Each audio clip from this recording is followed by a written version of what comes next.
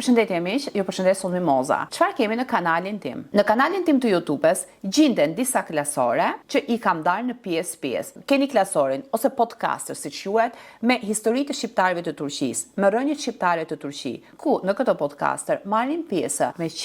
qindra dokumentare që kanë bërë me shqiptarët të Turqisë, me rënjet e tyre, me prejardhjen e tyre, kur kanë vajtur në Turqi, pse kanë vajtur në Turqi, nga cila lefshat kanë ikur, cilët fisi i përkisnin dhe historia e tyre e dëbimit masiv. Dhe se që kemi parë nga historitë e shumta të shqiptarëve të Turqisë, shqiptarët e Turqisë nuk kanë vajtur nga qefi, por 90% e tyre janë detyruar, ka qenë detyrimi masiv, ka qenë luftrat dhe masakrime që ata kanë përjetuar. Dhe në dokumentaret me shqiptarët e Turqisë kemi shqiptarët nga Stambolli, shqiptarët nga Edirneja, kemi shqiptarët nga Bursa, shqiptarët nga Izmir dhe nga fshatrat të ndryshme të Izmirit, kemi shqiptarët e Adanaz, kemi shqiptarët nga Samsungu dhe nga pjesë të tjera të detit të zi. Pra, në programet e mia me shqiptarët e Turqisë kemi histori të ndryshme, kemi rënje të ndryshme, kemi regjistrimin e të dhënave të tyre me aq sa i kanë trashëguar nga sot e 100 e sa vite që gjenden në Turqi, kemi fshatrat shqiptar, kemi gjithashtu historitë e çamëve, dëbimin masiv të çanëve, kemi historitë e çamëve të cilët janë detyruar të shkojnë në Turqi ndërmjet këmbimit masiv që është bërë. Kemi gjithashtu podcasterin që përbëhet nga muzikë shqiptare, nga programet e mia në Rumeli TV, që programi im me muzikë dhe gjuhë shqipe në Turqi ka qenë një nga programet e para që bëri zgjimin masiv të shqiptarëve të Turqisë, që ndërmjet këtij programi, duke marrë telefonata të shumta nga shqiptarë nga zona të ndryshme të Turqisë, ku pjesa më e madhe e tyre nuk e flisin gjuhën shqipe, por në turqisht, por ajo që ato bënin ishte duke kërkuar këngë shqiptare, këngë të cilat ishin trashëguar si histori nga baballarët e tyre, nga gjyshrit e tyre, dhe kjo ka qenë ajo që më bëri që të zbuloj sa shumë rënë shqiptare ka në Turqi, dhe këto e keni në podcasterin me muzikë të ndryshme. Gjithashtu në këto podcaster keni edhe aktivitete të ndryshme kulturore, të ditëve kulturore shqiptare që kemi bërë në Turqi. Në mes të programeve të mia do të gjeni programe gjithashtu me gjuhën shqipe, me mësime të gjuhës shqipe në Turqi. Gjithashtu keni edhe programin mbi çështjen e Universitetit të Gjuhës Shqipe që kemi në Turqi. Kemi podcasterin me përkthimin e arkivave, ku këtu në përkthimin e arkivave marrin pjesë dokumentet historike të cilat janë regjistruar gjatë kohës së perandorisë osmane dhe kemi edhe përmbledhjen dhe shkrimin e historianëve të ndryshëm turk mbi trojet shqiptare, mbi historinë shqiptare, mbi figurën e Gjergj Kastriotit Skënderbeut. Kemi përkthimin e arkivave pra qytetet shqiptare në dokumentet osmane dhe kemi gjithashtu tani ajo që po bëj këto kohë të fundit është përkthimi i defterit Arvanit, ku defteri Arvanit është i përmbledhur nga historiani turk Halil Inancik dhe në këtë defter çfarë gjejmë? Defteri Arvanit është një defter që mban dokumentet e para që janë bërë në regjistrimet e trojeve shqiptare, të tokave shqiptare, të popullsisë shqiptare, të fshatrave shqiptar, të banorëve të këtij fshati, të ardhurat që kishte ky fshat dhe në bazë të saj ne shikojmë se deri ku janë shtrirë trojet shqiptare. Gjithashtu në kanalin tim, në programet e mia me përkthimin e arkivave,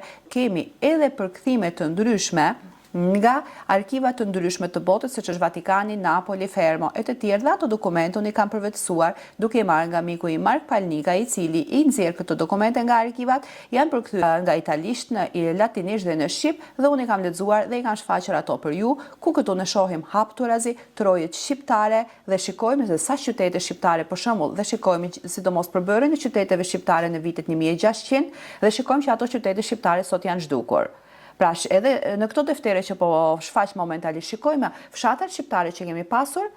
në ato kohë dhe sot nuk i kemi ato fshatra shqiptare. Kemi informacione duke filluar që nga viti 1430 dhe deri tashmë duke u bazuar nga dokumentet arkivore që mundem të përvetësoj momentalisht nga arkivat e Turqisë. Patjetër që mbi trojet shqiptare, mbi historinë shqiptare, mbi prejardhjen tonë kemi edhe shumë dokumente të tjera dhe regjistrime të tjera që mund të gjenden në arkiva të ndryshme të botës. Por unë ato që përvetësoj në çfarëdo gjuhë dhe cilit vend të përkasem mundohem të shfaq këtu me video, sepse besoj që videot janë më të përshtatshme për të dëgjuar dhe është më e vështirë që njerëzit të lexojnë, sidomos sot në kohën e telefonit. Kjo ishte një video e shkurtër për të bërë shfaqjen e se çfarë përmban kanali dhe ato të cilët më ndjekin kërkoj përkrahje nga ju. Kërkoj përkrahje nga të gjithë ato të cilët më ndjekin në YouTube, kërkoj përkrahje nga të gjithë ato që quajnë me vlerë këto programe, patjetër që ato të cilët nuk i quajnë me vlerë, të cilat ato më shikojnë edhe me sy tjetër edhe komentojnë, shajnë, ofendojnë, patjetër që nuk përkrahen, por them për ato të cilat më përkrahin, i falenderoj të gjithë. Ato që që janë në një mendim me mua dhe ato që nuk janë në një mendim me mua,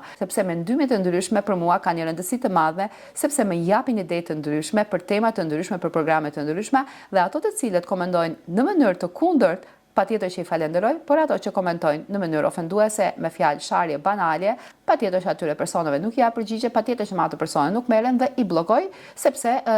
mënyra e kontaktit të tyre tregon që janë të një niveli shumë të ulët. Në kanalin tim të YouTube-s keni një hapësirë të gjerë mbi çështjen e historive shqiptarëve të Turqisë, mbi rënjet e tyre, mbi prejardhjen e tyre, mbi historitë e dëbimit të tyre masiv, mbi historinë shqiptare, mbi dokumentet arkivore që përmbahen qoftë në arkivat e Vatikanit të Romës, qoftë në arkivat osmane. Prandaj kërkoj nga ju një përkrahje. Të gjithë ato që janë në një mendim me mua ose i quajnë të vlefshme këto programe, ju lutem, bëni like në video,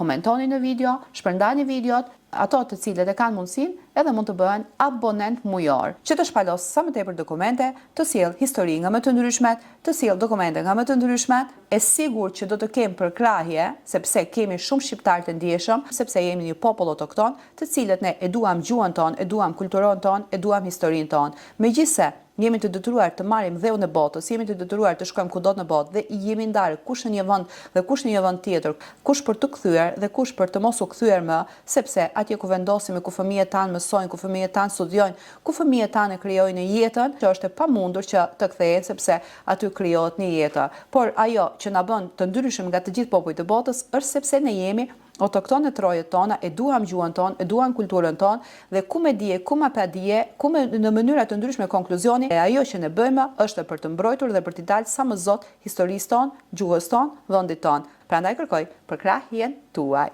duke bërë like në videot, duke komentuar në video, duke shpërndar videot dhe patjetër duke u bërë abonent mujor në kanalin tim. Ju faleminderit dhe mbeqni me shëndet. Ju uroj gjithë të mirat. Faleminderit shumë për mirëkuptimin.